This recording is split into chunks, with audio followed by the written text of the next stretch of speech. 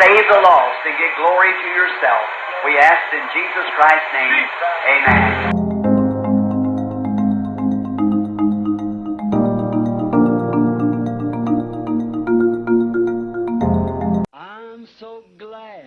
ndagushushaho kurikesha mbwa TV Imana igumugisha. Nkwaye ikaze mu kiganiro Branham Aravuga. Benshi muri mwe mumaze kumenyera ko gitambuka buri wa kabiri saa 12 z'umugoroba kuri Mbwa TV.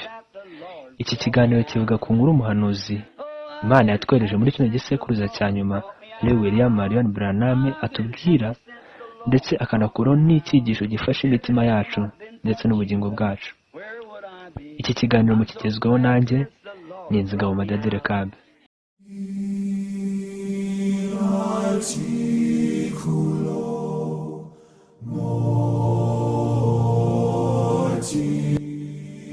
Uyu munsi twifuje kuvuga ku nkuru umuhanuzi atubwira mu kibwiriza yabwirije mu 1956 tariki 8 z'ukwa gatanu, akita itorero n'imyifatire yaryo.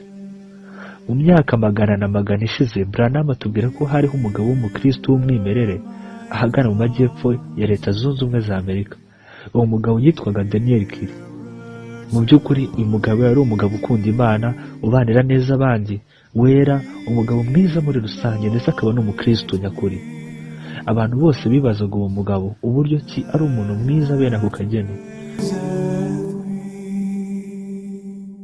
Umunsi umwe uyu mugabo yaje gupfa. Birumvikana kuri buri wese ko yabashije kuba yajya mu ijuru.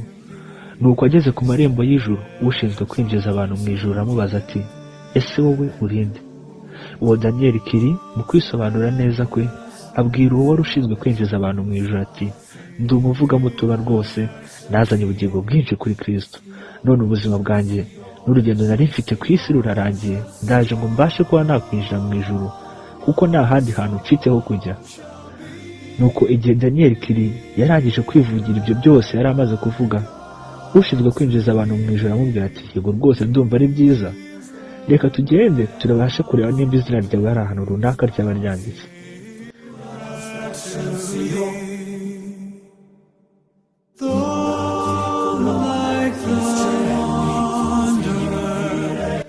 Mu by'ukuri Daniel Cury yari yizeye cyane bitewe n'imirimo ikomeye yari yarakoreye hano ku isi. Barinjiye batangira gushaka Daniel Cury aho yaba yanditse, ariko izina rye ntiryabashije kuba ryaboneka. Daniel Cury mu kubyakira kwe ntibyari byoroshye, kuko yakomeje avuga ati, oya rwose njyewe nazanye ubugingo bwinshi kuri Kristo, ndetse nagerageje gukora neza igihe cyose nari ndi ku isi. Uwo wari ushinzwe kwinjiza abantu mu ijuru aramusubiza ati, ubyihanganire rwose, kuko izina ryawe nta hantu na hamwe byanditse hano mu ijuru. Ati, kandi twebwe nta burenganzira dufite kuba twagira icyo dukora kuri icyo kibazo cyawe, ariko hari icyo dushobora kuba twakora. Ese waba ukeneye ubufasha? Ati, icyo wakora ni ukugenda ukajya ku ntebe y'urubanza y'ubwami yera. Daniel Cury abaza uwo muntu ati, ese mugabo niki koko nakora kugira ngo mbashe kuba najya mu ijuru nyire? Aramusubiza ati, igisigaye ni uko wajya ku ntebe yera y'urubanza ukareba ko wafashwa.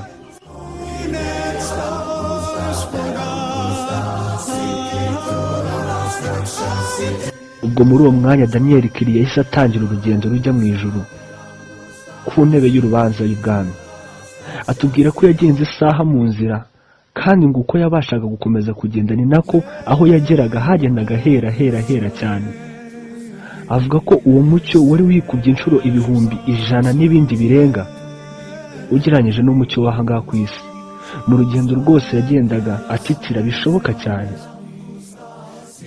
Nuko ageze hagati yumva ijwi rimubwira riti, ese ku isi wari intungane? Asubiza atitira ati, oya rwose sinari intungane. Rirongera riramubaza ati, ese wari umwizerwa ku isi? Ashubije ubwenge ku gihe abona ko atari intungane, aravuga ati, oya rwose sinari umwizerwa ku isi.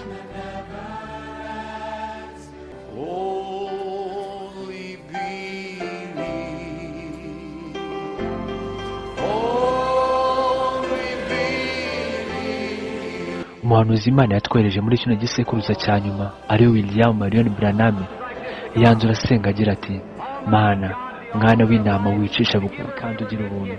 Inyoni zari zifite aho zarika, amasega afite indiri zazo, ariko wowe ntiwigeze ubona aho urambika umusaya, kandi mu by'ukuri wari uri Imana y'icyubahiro. Uvuka ntihari hari imyenda yo kukwambika. Ese mwami, njyewe imyenda mfite myiza cyangwa se imodoka cyangwa inzu mfite, uriya munsi bizabasha kumvuganira? Mu by'ukuri nta nshuti wagiraga, nta n'umwe washoboraga kuba yagufasha.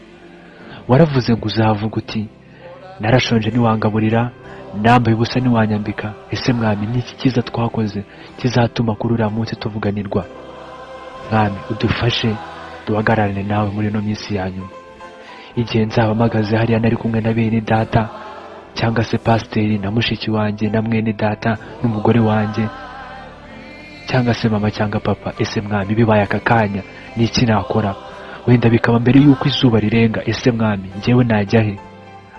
Mwami, mfashe icyemezo, ndaguhagararira hano ku isi aka kanya. Mwami, ndareka kuvuga nabi abandi, ndareka ibintu byose bijyanye n'iby'iyi si no kujya kure yawe bikanandukanya n'Imana yanjye. Ibyo byose ndabireka. Mwami, unyifatire. Ndashaka guhagararana nawe mu ruhande rwawe, ndashaka kuba umwe nawe, ukutitaho, gukunda icyubahiro ndetse no kwikunda. Ibyo byose bimveho, mpagarare nawe. Mwami, ibyino by'isi byose, ibiriho byose binjyana kure yawe, ibyo byose ndabyanze. Mwami, ureke mbe nk'intama kandi mbe nk'ikiragi, kugira ngo byose ubikore mu buryo bwawe, kuko wowe ukora uko ushaka. Amen. Ni naha dusoreje ikiganiro Branham Aravuga cy'uyu munsi. Musaba ngo nimba uri mushya kuri Shamgar TV ubashe gukora subscribe kugira ngo ubashe gukomeza kubona ibiganiro byacu buri munsi, kandi ubashe gukanda like ndetse na comment kubw'inyunganizi cyangwa igitekerezo waduha. Kandi mwibutsa ko ushaka kudukurikirana kuri Facebook wandikamo Shamgar TV, ndetse no kuri Instagram wandikamo Shamgar TV. Naho utaha, Imana ibahe umugisha.